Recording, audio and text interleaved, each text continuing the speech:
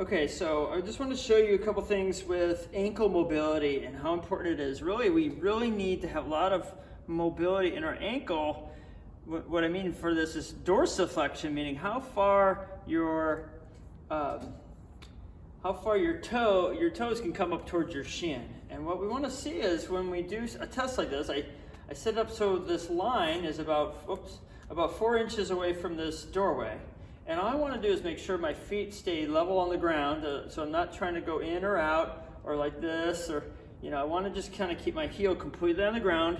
Shouldn't come up at all. And that's what we see a lot of times. People do a test and they'll come up like this, and then up they go, and that's not a positive test or a positive result. What we want to see is here, foot is anchored on the ground, the heel stays down.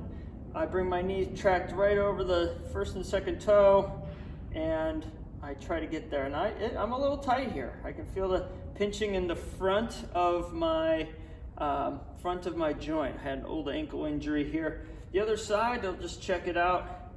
Foot here is flat on the floor. You want to make sure you're probably away from this threshold, but it'll work.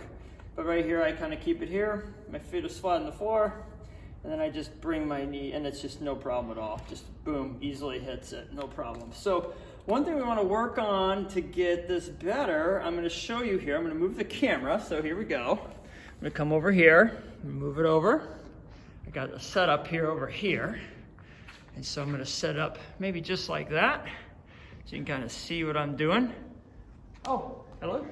And so we're going to set it up so we get this going. And I'm going to put this right here like this. And what I'm going to do, just to get more mobility, I'm actually trying to move my tibia on my ankle joint. And then I got this ramped up a bit, and I actually can move this quite a bit further out. You need a lot of leverage for this. I'm going to bring this all the way here. I'm going to come all the way, I'm going to walk myself away. It'd probably be best to have some other thing to hold on to here. But basically, I'm just going to do some little rotations here, basically trying to push my knee forward, kind of keep my heel down, trying to help the bones move along each other. So the block is just an accessory. You want to make sure you don't try to go back and forth. So if you have something like this, you bring your foot up, you get up like a 2x4 or something to get you more dorsiflexion, but you don't want to ram into that jammed end of range of motion. It shouldn't feel pinchy, it should actually feel pretty good. But basically you get here, you can go further and further away. And then, I don't know if you can see that, but the idea is then you can work that ankle, and it's more about getting the joint to move. A lot of times it can also be, of course, due to the soleus and the gastroc being tight back in here, which we do some soft tissue work in there. But what we're talking about today is the joint mobility, and that's the big thing that we want to see improve.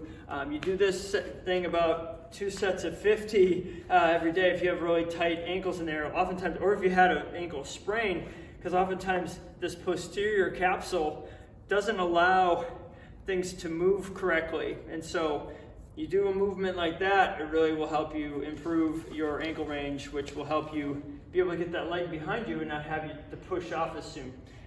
Really benefits your running. So hopefully that helps.